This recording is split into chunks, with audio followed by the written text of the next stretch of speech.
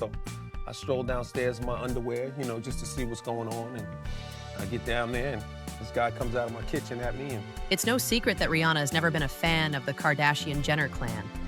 But when it comes to Kendall Jenner specifically, Rihanna's feelings have been anything but subtle. From throwing shade at Kendall online to making noticeably sour faces whenever Kendall hit the runway, Rihanna has never tried to hide her dislike. For years, fans have speculated that her tension with Kendall might have something to do with Kendall's past connection to Rihanna's partner, A$AP Rocky. But now Rihanna is finally revealing the real reason she's never been fond of Kendall. And it's far more shocking than anyone expected. my alarm went off at 1 o'clock in the morning, and not the alarm, but the entry delay, and I looked, scrolled through it. Family room. Instead of my wife, like, family room. I'm thinking maybe my daughters are coming in, so I stroll downstairs in my underwear, just to see what's going on. And I get down there, and this guy comes out of my kitchen at me, and I detained him. That's LL Cool J, real name James Todd Smith, breaking down how he went from a calm family man to full-on vigilante in just 30 seconds. But listen, this isn't just another celebrity home invasion story you scroll past. This is what happens when street instincts collide with suburban security. When someone who's lived by the code for decades gets tested in the harshest way possible. Jonathan Kirby wasn't a rookie. At 56, this guy had been deep in the game for decades, a criminal record longer than a CVS receipt, from voluntary manslaughter to multiple burglaries. He'd been running the streets since '88 in Dallas, stacking charges and proving he was built for the streets. And the timing, brutal. Kirby had just gotten out of prison on February 1st, 2012, 6 months before he decided to target LL. Fresh out, desperate, hungry, thinking Hollywood Hills was his personal ATM. Some people get out and try to change, but others come back hungrier than ever. Now you're about to see exactly what went down that night. The choices, the tension, the street code versus celebrity life. It's all here. Watch closely, because this is where instincts meet action, and trust me, you won't want to miss a second. Hit play, and let's break it all down.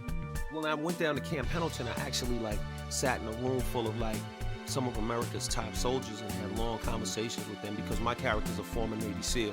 So I got to, get into the mind and, talk to those guys. Once they educate you, they can't take it back. So you never know. Maybe if you, raise your left eyebrow a certain way, I might, detect something. I don't know, but no, it's just, I try to leave it on the... But no, I just tried to leave it on the set. The irony is wild when you really think about it. LL was playing a federal agent on TV, picking up all kinds of tactical skills and hand-to-hand combat for his role on NCIS. And then life basically said, all right, let's see if you're really ready. It was like the universe set up the ultimate test. You've been talking that tough talk on your records for 30 years, training with Navy SEALs for a TV show. Now it's time to prove it for real. LL's Studio City home symbolized everything street guys like Kirby felt was out of reach. The big house, the security system, the family living safe behind gates. That was the American dream the streets told them wasn't meant for people like them. Word was Kirby had been casing other houses in the area, so this wasn't some random crime of opportunity. This was calculated, deliberate, and aimed right at LL. When Kirby breached the perimeter and set off the alarm, LL had to make a split-second decision that would reveal exactly who he was. Anybody can act tough in a studio, surrounded by bodyguards, safe in their comfort zone. But at 1 a.m., in your underwear, with your family asleep upstairs, and a stranger in your kitchen, that's when you see what you're really made of. Most suburban folks would have called 911, maybe hidden in a panic room, hoping the cops got there before the intruder reached upstairs. Most Hollywood types would have panicked, maybe tried to negotiate or bribe the guy to leave. But LL Cool J, he switched into predator mode, like he was back in Queens handling neighborhood beef, not some celebrity in a gated California home. I think I did what any man would do, or what most men would do, which is do whatever you got to do to protect your family. That's the essence of true street code right there. You protect your own at all costs. It doesn't matter if you're worth millions living in the suburbs or haven't stepped foot in the hood for years. When someone violates your space or threatens your family, you handle it immediately and completely. But LL wasn't relying purely on adrenaline and street instincts. In the months leading up to this, he had been training with some of the world's most elite fighters for his NCIS role. The lessons he learned at Camp Pendleton with real Navy SEALs weren't just for show, they were serious. Tactical instruction from people who faced life and death situations in actual combat zones. What went down that night wasn't a quick scuffle or lucky punch. Witnesses described it as a full-on brutal fight, the kind that separates the real from the pretenders. By the end, Kirby was left with a broken nose, jaw, and fractured ribs, the kind of damage only someone who truly knows how to fight can inflict. Police statement, which had your real name, James Todd Smith, and it said, Mr. Smith was unhurt after the altercation, and the burglar suffered a broken jaw, broken cheek, broken nose, and broken ribs. The injuries tell the story themselves. This wasn't a mutual fight, this was complete domination. One side was left hospitalized while LL walked away unscathed. That's the difference between someone who's trained for violence and someone who only thinks they're tough enough to take what they want. The image of LL standing over Kirby until the police arrived is straight up legend. Here's a man who's spent decades proclaiming himself the hardest in the game. And when it counted, he proved it without weapons, backup, or security. Just skill, preparation, and courage. When the authorities arrived, Kirby was out cold, LL's family was safe, and nothing was stolen. The message was simple. You can take the rapper out of the hood, but you can't take the hood out of the rapper. LL defended his home in the most primal way possible. Officially, his team issued a measured statement. LL and his family are safe, thankful for the support, and cooperating with law enforcement. But between the lines, the street understood the real message. Try him, and you'll see the consequences. This wasn't PR or a staged image. It was authentic street credibility in action. LL's reputation had always matched his actions. This wasn't some celebrity using a publicist to appear tough. When your words and actions align perfectly, that's how you move from entertainer to icon. LL had a long history of proving himself. Even before this, he'd been in some of the most intense lyrical battles in hip-hop. Fights so heated that studio beef sometimes spilled into real life. These weren't just entertainment. They were territorial disputes about who really controlled the culture. One of his toughest lyrical battles was with a rising rapper named Cannabis, who underestimated LL. Their feud escalated over small perceived slights, turning into vicious tracks meant to assert dominance. LL answered with precision, maintaining his authority and reputation in the culture. I don't know LL Cool J. It's business, but it's kind of like that's what hip hop was. You challenge the nigga, whoever's the boss at the time, and he was the boss. And never at no point was it like, yo, let me be down with this dude. Like, nah, I'm from LA. I'm from gangland. You know what I'm saying? We don't get down like that. We take, you gotta set it. Like that's what my coach expected me to do. And so what me and him agreed to do. LL's conflicts weren't just local. His feud with Ice-T represented the larger East Coast versus West Coast tension, a clash over influence and respect in hip-hop. Ice-T threw subliminals and indirect shots, testing LL to see if he was as tough as his reputation suggested. What Ice didn't account for was LL's lifelong understanding of street politics. He wasn't about to let any West Coast rapper disrespect his territory. Then there was Cool Mod D, an old-school legend who felt LL was taking undue credit for innovations. Their conflict became generational, with Mod D visually disrespecting LL on an album cover, showing a Jeep crushing LL's signature Kangol hat, a symbolic attack that could spark serious retaliation in the streets. Perhaps the most tragic conflict was with Tupac Shakur. Misunderstandings around LL's track I Shot You led Pac to believe he was being disrespected, resulting in unreleased diss tracks and unresolved tension cut short by Tupac's murder. His tension with Jay-Z was different, rooted in industry politics during Jay's tenure at Def Jam. LL felt undermined by someone supposed to support him, creating long-standing tension that never escalated into full-blown conflict. rappers win when it comes to comedians. After I seen that punch LL Cool J hit him with, I was like, I don't want no trouble with Busta Rhymes. I don't want no trouble. I don't want no trouble with no rappers. You know, no, they punch hard. That's Bill Bellamy recounting how LL's beef mentality carried over into real life during the filming of Any Given Sunday. The fight with Jamie Foxx wasn't about rap.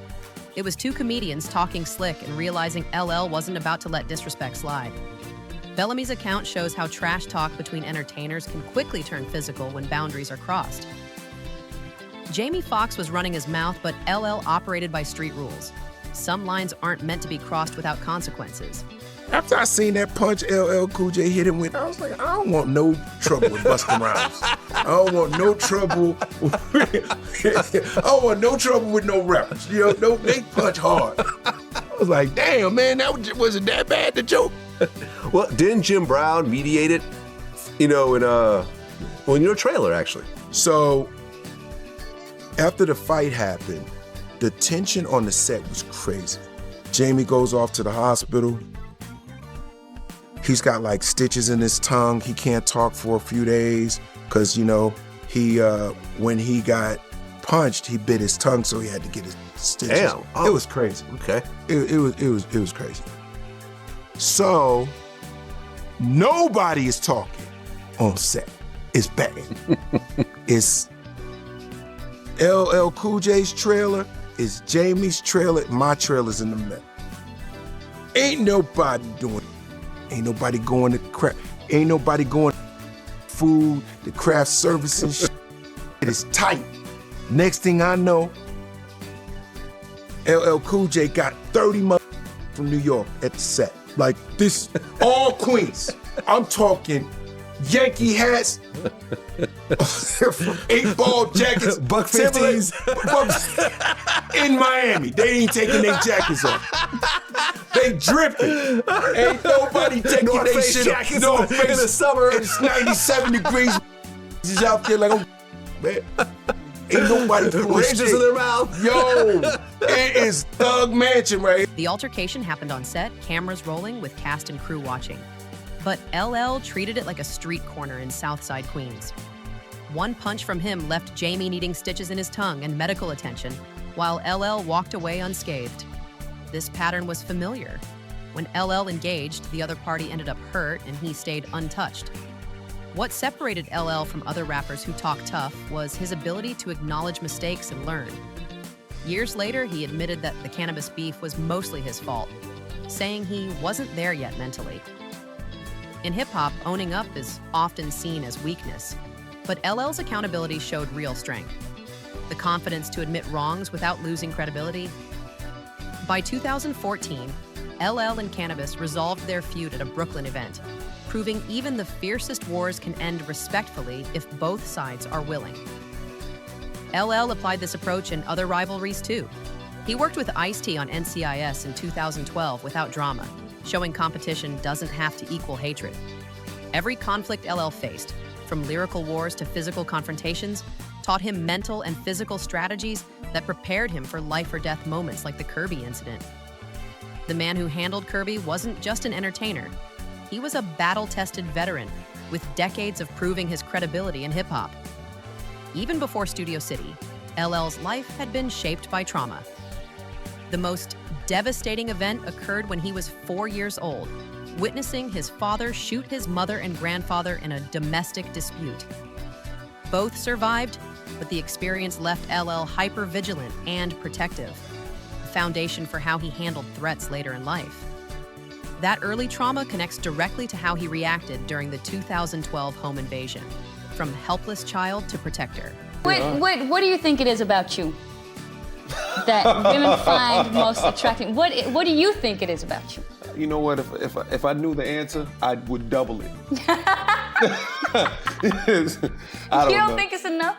I don't know. I don't. You must have. People must have told you. Women must have told you. You know, there are a lot of different types of guys, right? There's the guys that sit around thinking about, why am I so grand? Why? And they're in the mirror more than their girlfriend. Then there's cats that just are ambitious and work hard and try to do their best. I fall on the ladder. You know what I mean? I'm just working hard, trying to do my best. LL has always focused on working hard and staying grounded, avoiding ego trips. But controversies followed him beyond family and home threats. In 2013, he released Accidental Racist with Brad Paisley, a track meant to bridge divides but criticized for seeming to equate Black cultural expression with Confederate imagery. Many viewed it as pandering, and LL faced backlash for losing touch with his roots. You know, you're the type of girl, you know, you're setting me up right now. Anyone knows. You seem like the type of girl that, you know, oh. But the guys All might right. need your advice. Something that, about women that most guys may not know. I don't know every guy's woman, you know what I'm saying? Every woman's an individual. LL had the wisdom to recognize his misstep. In 2024, he admitted, "I completely screwed that one up," calling it a metaphor that missed the mark. Another example of his cleverness was his 1997 Gap commercial, where he subtly promoted FUBU, a Black-owned brand within a major ad campaign. Gap pulled the ad, but the streets saw LL's move as genius, supporting Black business while outsmarting corporate America. Rumors and conspiracy theories about LL circulate, but his real-life record is clean. His most notable arrest in the 90s